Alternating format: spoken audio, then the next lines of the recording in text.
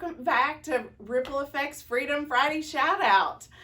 Like I said last Friday, August is Overdose Awareness Month, and every Friday this month we're going to be highlighting just some different facts and some solutions to the disease of addiction. And today I am super excited because we have my really good friend and coworker, Linda McDermott. And I can't wait to hear some of her perspectives on this. We're going to talk a little bit about like her history here in Roanoke with the disease of addiction. And we're going to talk about some hurdles that we see here and some solutions that we feel like that we can partner with to help just bring, number one, awareness, but also some freedom to the culture of addiction. So without further ado, here is my good friend, Linda McDermott. Hey, Linda, I'm super excited to have you with me today. Let me get out my questions and a few little things. So first, I would like for you to tell us a little bit about your experience with and in addiction. Okay, so I am a recovering alcoholic and drug addict myself. I always wanted to be a counselor of some sort in the human services field, but actually I really wanted to be a drug counselor, but I guess when I was using and drinking, that really wasn't helpful at the time. So when I got clean after treatment and got clean, I started my process of getting a job and learning to keep a job and going to school, and was able to actually fulfill my dream as being a drug counselor. So for 15 years, I worked at Blue Ridge Behavioral Health Care. I started out as a manager, as a secretary, so I could finish school. And then I started working for Alpha Jail Services, where I worked with people with court order treatment, did some treatment in the jails, and did aftercare for people who came out of jail. And also worked with drug court and different probation and parole offices to help with clients in that respect. And then I wanted to increase my knowledge in the residential field, so I went to Mount Regis for a few years and worked with residential people and learning that, and that was really pretty eye-opening as well. That increased my knowledge, especially in today with what's going on. Drug addiction and what people are using and how they're using is a lot different compared to when I was using.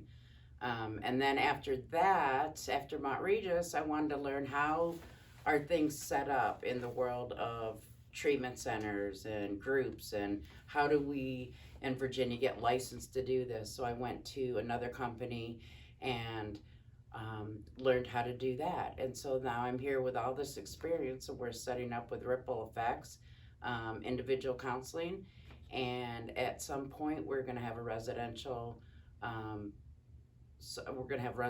for substance abuse, so that we can kind of take care of all areas that are needed. Awesome. I am super excited just because of two things that Linda kind of touched on, that for now here at Ripple Effects, one of the things that we're offering, the services that we're offering, is substance abuse counseling, and it's in a one-on-one setting. And eventually we're gonna, hopefully in the next little bit in the near future, we will, like she said, be opening residential again here for people in Roanoke City, Roanoke Valley, and further out for people. And as we get more and more updates on that, we'll keep you updated. But I did want to talk a little bit about Linda and I met Linda at Mount Regis.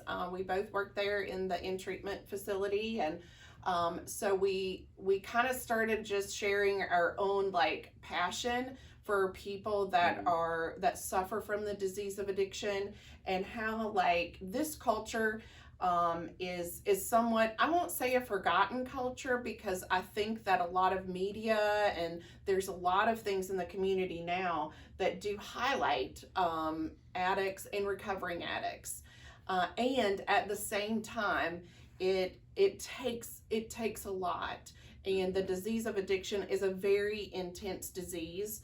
I also would like to see more education to those people that do not suffer from the disease of addiction, to start to get educated more and more about how the disease affects people, how it affects family systems, how it affects, just the community or the addict support system. So I wanted to talk a little about the hurdles, like even right now in 2021, in the last little bit of what addiction kind of looks like, how it's kind of somewhat stayed the same, but kind of how it has, because we evolve and time moves on, but it kind of changes just a little bit, but some of the basis around it. So I was gonna ask Linda to kind of talk a little bit about that.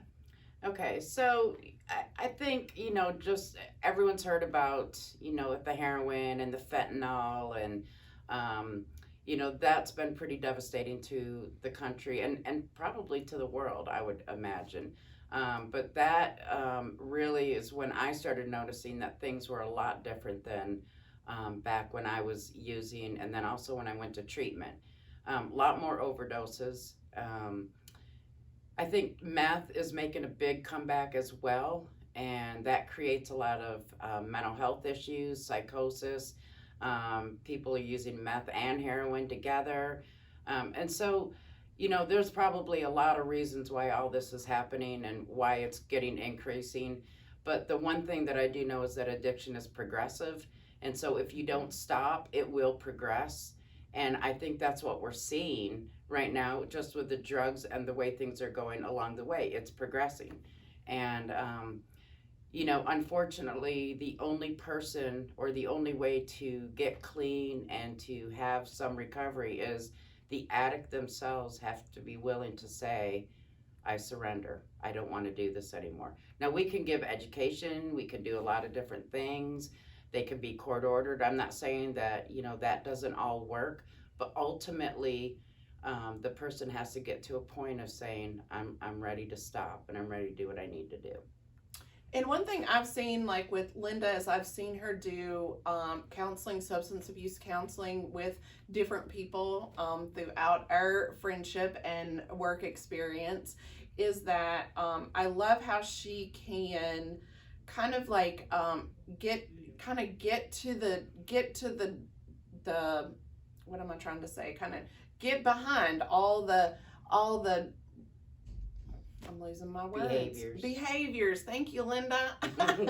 To get behind a lot of the behaviors, because a lot of times with people that suffer from the disease of addiction, they just are so blinded and they don't even know like really what they think they're willing, but they're not willing. And Linda can really speak a language that kind of cuts through all of the confusion, all the like manipulating talk. I know that we've said before, like the disease of addiction is cunning and baffling.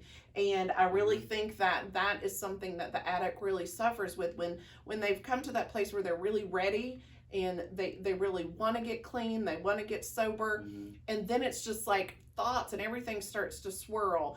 And what I have really seen, and as I've watched Linda, has been she has this ability to just really kind of help clear out a lot of that confusion and really kind of keep things simple, keep things direct, and but in a very compassionate way. So I also wanted to ask Linda, like I know that with people that, let's say that they want to get clean and maybe they've detoxed and now they're kind of wanting to set on the road to like recovery.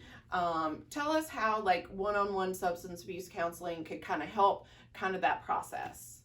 Okay, so I think with all different types of treatment, whether it's individual, group, residential, hopefully you're getting some education as to the disease itself. And so what I like to do is first give the education and the understanding of what addiction is and what it means to have the disease of addiction.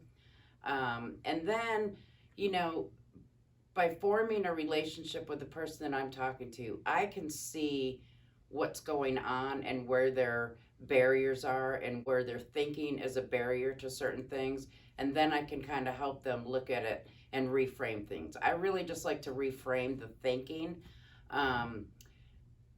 The truth is, drugs and alcohol are a very small part of addiction. They are the symptom. Once you get the drugs and alcohol out of your system, you're still left with yourself. So this is what we got to look at changing: your thoughts, responses, and your behaviors. And that's what I really try to do. And that's what I try to explain to whoever I'm seeing, that this is what we're going to be working on. And so, like today, for example, I was seeing somebody that talked about really struggling with getting a job. And, you know, right now we're in a place where jobs are plentiful because there's not a lot of people working. And so I asked, well, what seems to be the problem with getting a job? And so as we talked, we realized that she is a perfectionist, and that if it didn't go exactly the way she thought and 100% perfectly, she wasn't going to do it at all. And so we talked a little bit about the reality of what it takes to get a job, and that there is things like waiting for a phone call or following up and being patient. So that was pretty effective, because when she left, she goes, I didn't even realize how I was sabotaging my own employment because I was too busy worrying about not getting it or doing it right, that I just didn't follow through. So that's one of those things, you know. Then she left feeling like, okay, I've got some, you know, some more skills or more coping skills that I can use instead of going to the drink or the drug.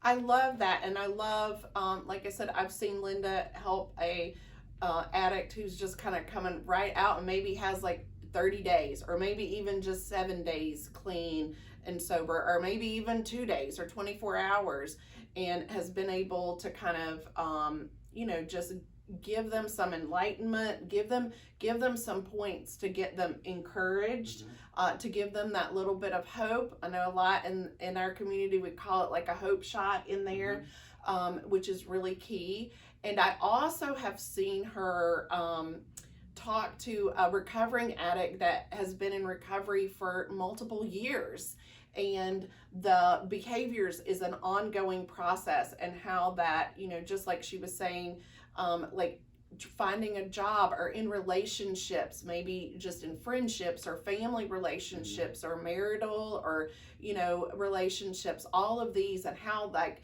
there's so many behaviors behind the actual using of drugs and alcohol.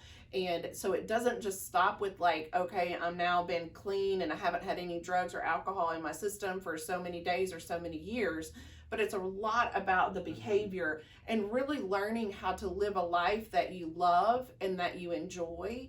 And sometimes it's just a few simple directives that we need to help us put us on that path to like really regaining life and living life. So I just love kind of seeing the people I have seen, and I have talked with people that Linda has had in her past. As she said earlier, she spent a lot of time here in the Roanoke area doing a lot of substance abuse counseling and in treatment, out of treatment, one-on-ones. And so there's a lot of people that have really benefited and from Linda's knowledge and her experience, and definitely her compassion. And so for this month, a part of our overdose awareness, like I did want to highlight, like Linda is our certified substance abuse counselor here at Ripple Effects.